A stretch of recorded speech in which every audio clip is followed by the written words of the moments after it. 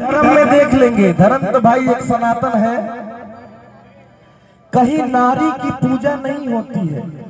हमारे सनातन में कहा गया है कि यत्र नारी सुपूजन्ते रमन्ते तत्र देवता। जहां नारी की पूजा होती है वहीं देवता का निवास होता है।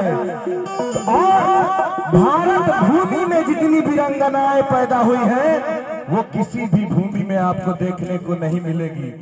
ये लाइन है गीत के आगे कि चूड़ी वाला हाथ जहां